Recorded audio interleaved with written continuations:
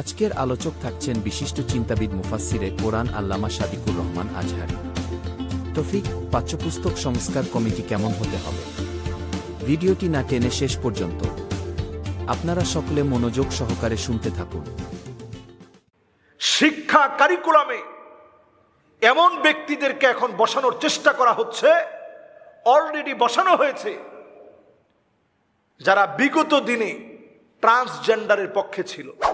সম্মানিত মুসল্লিয়ানে কেরাম, আপনারা একটি বিষয় নিশ্চয়ই দেখেছেন, রক্তে অর্জিত যে স্বাধীনতা আমরা অর্জন করেছি, এই স্বাধীনতা পরবর্তী সময়ে এখানে কিন্তু ছোট্ট একটা শিশু বাচ্চার পর্যন্ত অবদান আছে।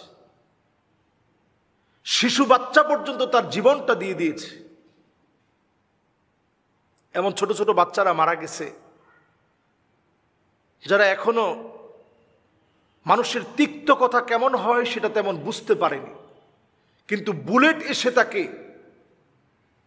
তার মা বাবা আদর থেকে বিচ্ছিন্ন করে ফেলেছে।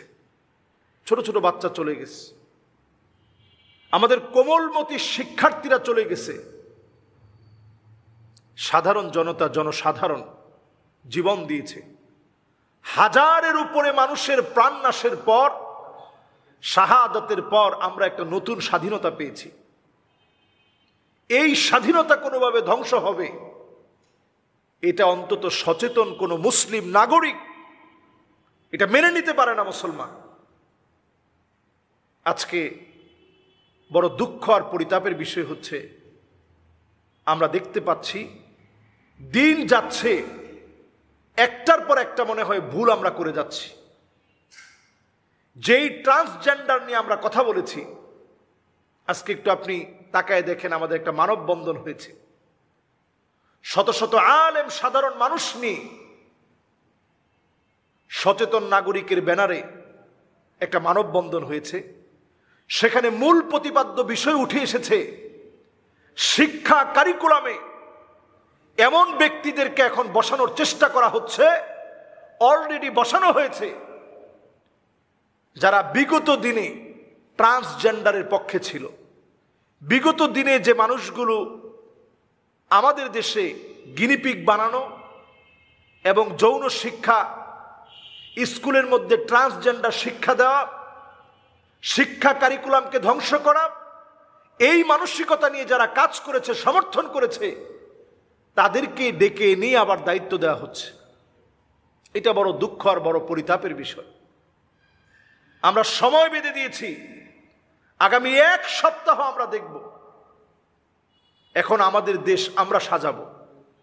যদি এই এক সপ্তাহের ভিতরে যদি কোনো পরিবর্তন না আসে, আমরা ঘেরাও কর্মসূচি নেওয়ার জন্য আমরা বাধ্য হব।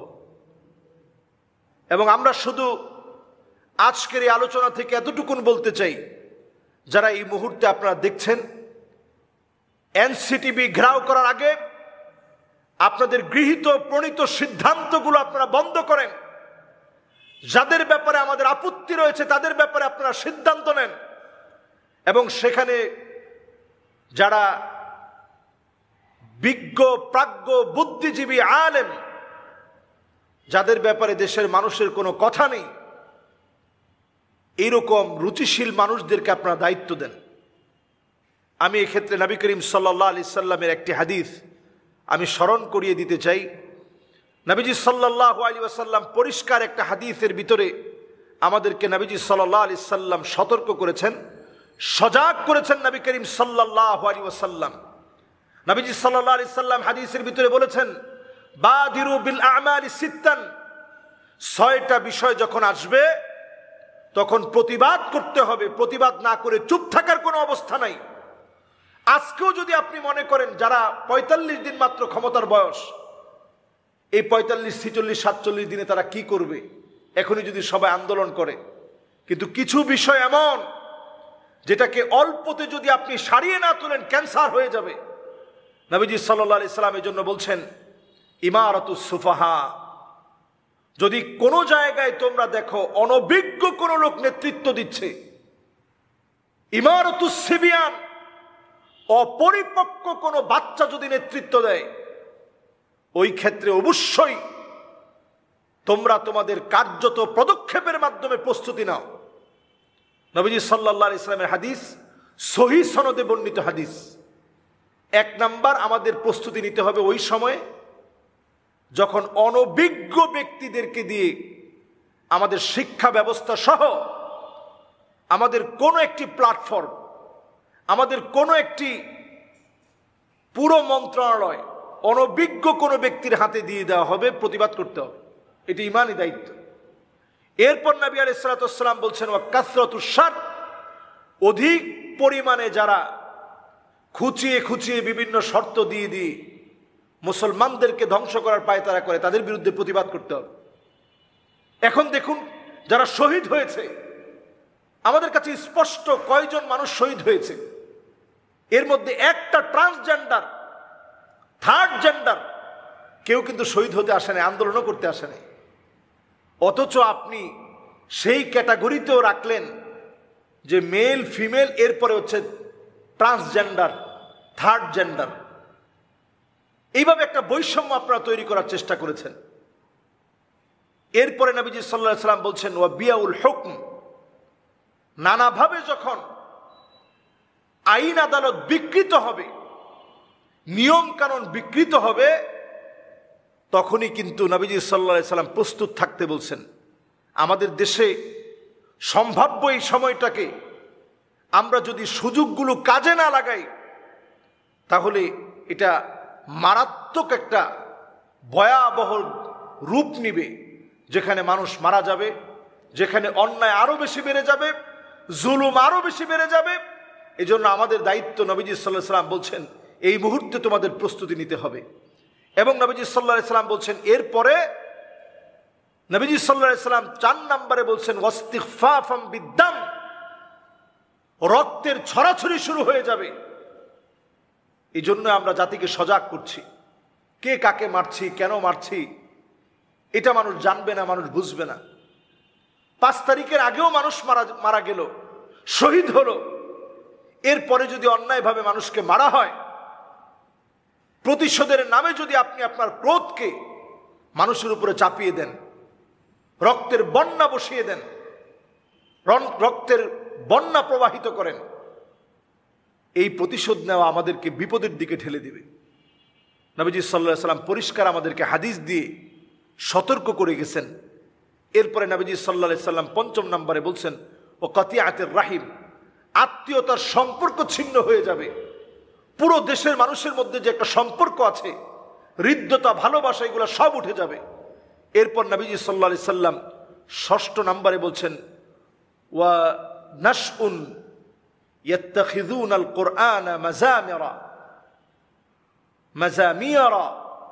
এমন সময় আসবে মানুষ কোরআন তেলাওয়াতের জন্য একজনকে উঠিয়ে দিবে, বসিয়ে দিবে।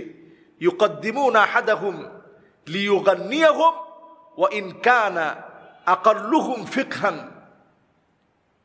একেবারে জ্ঞানহীন ব্যক্তি, শুধু সুরেলা কণ্ঠের অধিকারী, এমন সুরেলা কণ্ঠের অধিকারী ব্যক্তিদেরকে উঠিয়ে দেওয়া হবে কথা বলার জন্যে, কোরআন তেলাওয়াত করার জন্যে।